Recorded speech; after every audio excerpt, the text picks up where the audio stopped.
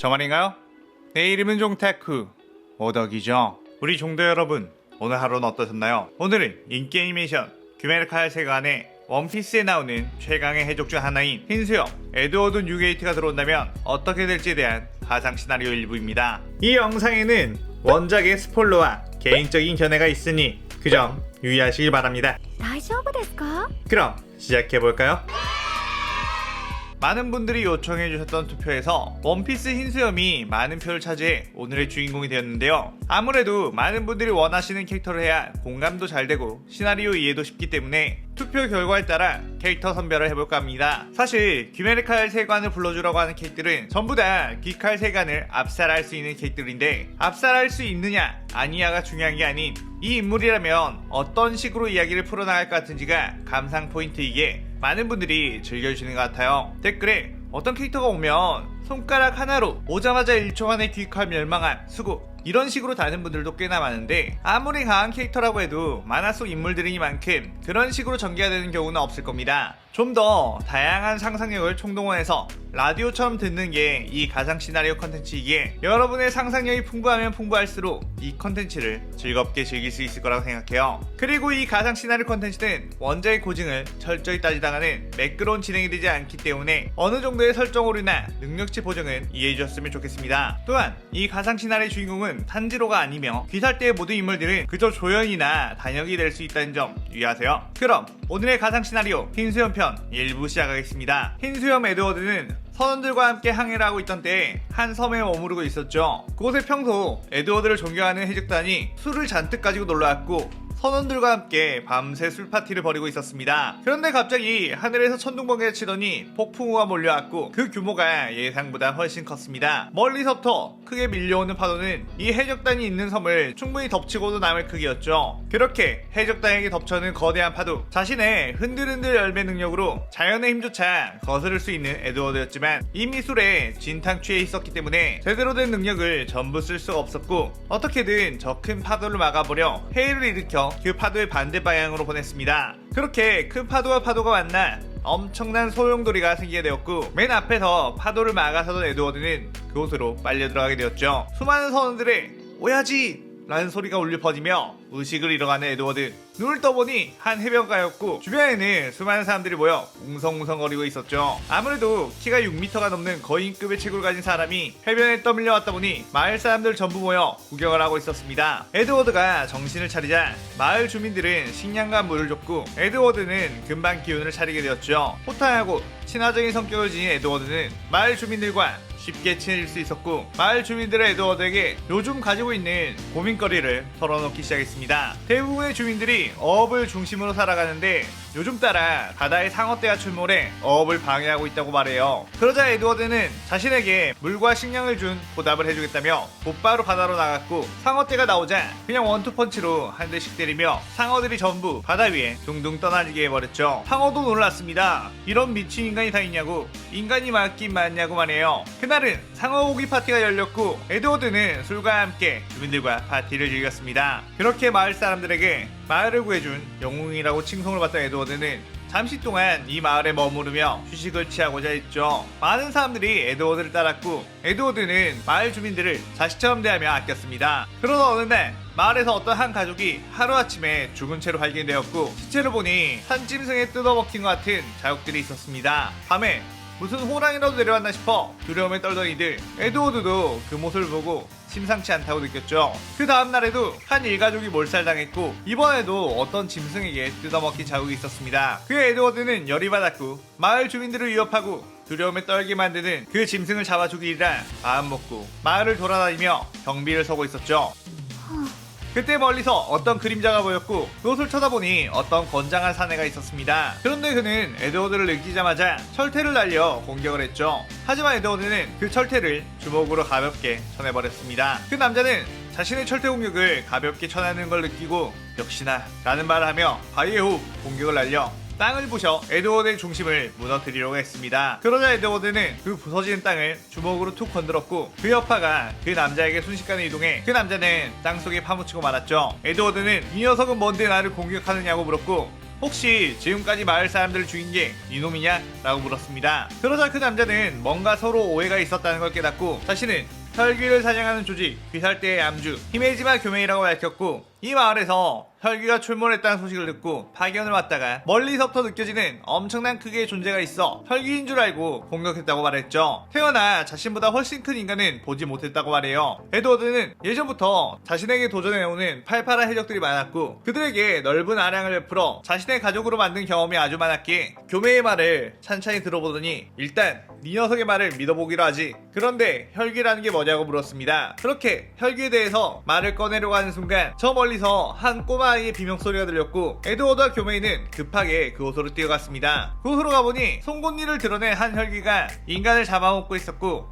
눈에는 하얀 이 표시가 있었죠. 그 혈귀는 그들을 보며 너네는 조금 기다려라. 이 녀석을 다 먹은 후에 니놈들을 잡아먹어주마 라고 했습니다. 에드워드는 그 모습에 분노해 곧바로 뛰어가 어놀도로 목을 베어버렸습니다. 하지만 그 혈귀는 조금 시간이 지난 뒤 목을 재생했죠. 참고로 제 가상 시나리오에서 일반 혈귀가 목이 잘리고도 다시 재생한 장면이나 머리가 박살나고도 다시 재생했다는 전개를 넣었던 것에 일반 혈귀들은 목이 잘리면 재생 못하고 죽는데요? 라고 하며 저한테 귀칼알못이라고 하는 댓글들이 꽤 있더라고요. 혈귀는 일륜도로 목이 베이지 않고 일반 칼로 목이 베이거나 일반 둔기로 머리가 박살나면 머리가 다시 재생하는 설정이 원작에 있죠. 작중 초반에 유시로가 스사마루의 색시공에 의해 머리가 박살났음에도 재생을 한 게 나오고요. 또 여기서 왜 에드워드에게 목이 베었는데 어떻게 재생함? 이라고 하실 분들이 있을 것 같아 이렇게 코멘트를 남깁니다. 어쨌든 목이 재생하자 에드워드는 꽤나 놀랐고 하연이 혈기는 케케케 그런 걸로는 나를 죽일 수 없다 라고 말하는 그때 교메의 철퇴가 날아와 그 재생한 목을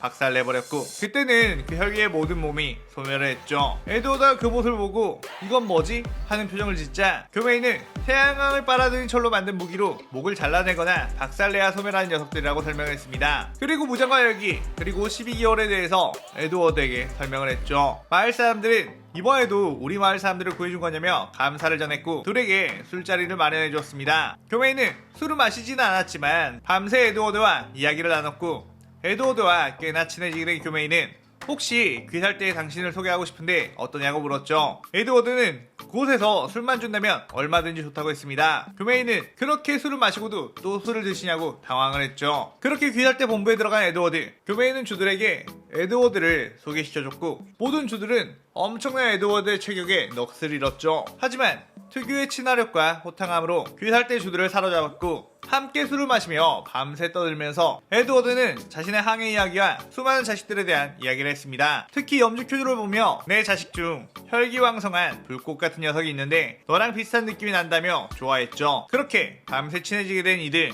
모두가 에드워드의 인격과 성품에 반해 자신들도 아버지라고 불러도 되냐고 물었고 얼마든지 부르라며 그라라라라 하고 웃었습니다. 그 다음날 언제든지 내가 도울 일이 필요하면 나를 부르라고 말한 뒤 귀살대원들에게 인사하고 다시 그 해변 마을로 가게 된 흰수염. 귀살대는 언제든지 연락이 가능하게끔 귀살대 까마귀 한 마리를 선물로 주었죠.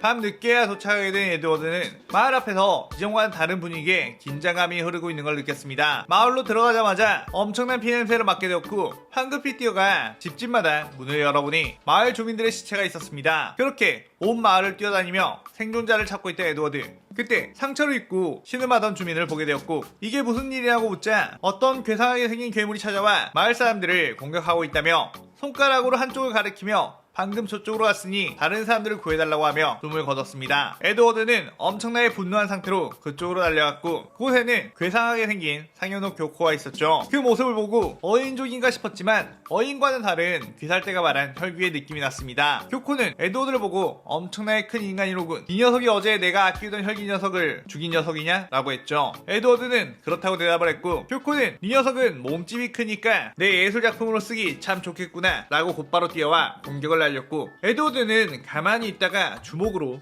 교코의 배를 쳤습니다. 교코는 엄청난 충격에 피를 토해내며 날아갔죠. 에드워드는 잔뜩 화가 나 인상을 찌푸리며 감히 날 따르던 인간들을 죽이다니 니놈들의 모든 것을 내가 박살내주마 라고 하며 걸어왔고 교코는 온갖 혈기술을 다 날려봤지만 에드워드의 주먹 한 방에 모든 혈기술이 다 박살나 사라졌죠. 교코는 그 위압감에 겁을 지레먹게 되었고 뒷걸음질을 쳤습니다. 에드워드는 땅을 주먹으로 쳐 교코가 뒷걸음질 치던 쪽에 땅을 솟아오르게 했고 교코의 퇴로를 막아버렸죠. 그리고 에드워드는 언월도로 교코의 몸을 갈기갈기 베어버렸습니다. 하지만 재생을 하는 교코였기에 에드워드는 교코의 머리를 잡고 몸 전체에 강한 진동을 줬죠. 그러자 세포들은 그 진동을 이기지 못하고 안에서부터 폭발하기 시작했고 모든 세포가 터져버렸습니다. 그때 우주의 탱겐이 오야지 이게 무슨 이라고 하며 놀랐죠. 귀살 때는 흰수염이 돌아간 후에 그 해변 마을 쪽에 정보를 듣게 되었는데 앞서 퇴치한 사연이의 혈기가 주범이 아니었고 상현의 혈기가 오랫동안 그쪽을 장악해가며 인간들을 잡아먹고 있었는데 아마 빠른 시일 내에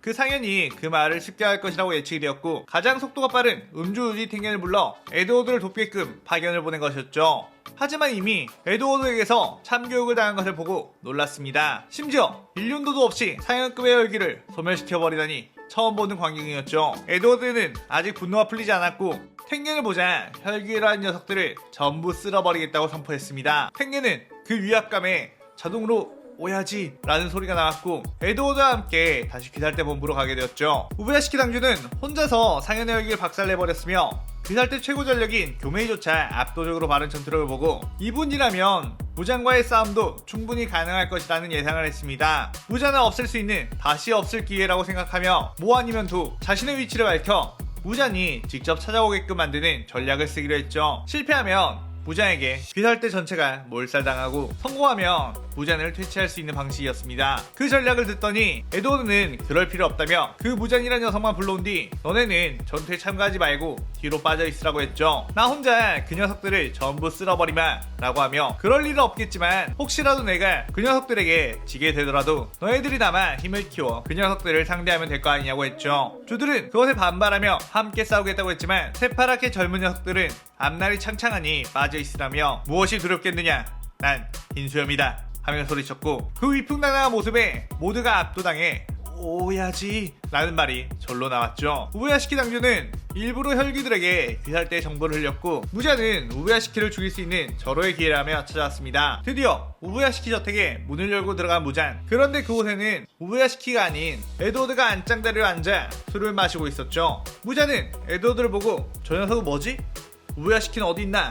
라고 물었고 에드워드는 기다리다가 지루해서 죽는 줄 알았다. 이놈이 무장이냐? 라고 했고 뭔가 이상함을 느낀 무자는 나키맨을 불러 무한성으로 자신을 소환하라고 했고 같은 공간에 있던 에드워드도 함께 무한성으로 소환되게 되었습니다. 주들은 함께 모여 간절하게 에드워드가 무사히 돌아오기 기도하며 시나리오 1부가 끝나게 되죠. 원피스 작중 최고의 대인배이자 압도적인 모습을 보여줬던 흰수염 에드워드 뉴게이트. 혈연으로 이어지지 않았더라도 관계를 맺은 이들을 가족으로 포섭해버리는 인싸력을 가지고 그들에게 해를 끼치는 자들에게 어마무시한 힘으로 혼내주는 인물이니만큼 귀칼 세계관에 와서도 많은 사람들에게 추앙받고 마음을 사로잡을 것 같아 이런 전개를 했습니다. 다음 시나리오에서는 본격적으로 양악을 시전할 것 같은데 아무래도 2부로 나누어진 가상 시나리오 중에서는 1부의 반응을 보고 2부를 바로 제작할지를 결정할 수밖에 없는 것 같아요. 이 시나리오가 반응이 좋다면 빠르게 2부도 제작해 볼 테니 댓글에 감상평 많이 남겨주세요. 여러분들이 생각하시기에 귀멸의 칼날 세계관에 흰수염이 왔다면 어떻게 될지에 대한 다양한 의견도 많이 남겨주시기 바랍니다. 오늘의 오덕일기는 이것으로 마칠게요. 영상 즐겁게 보셨다면 구독, 좋아요, 알림 설정 누르는 거 잊지 마시고요. 여기까지 보신 분들 항상 건강하고 행복하시길 바랍니다. 그럼 오늘은 이만. 사요나라.さようなら。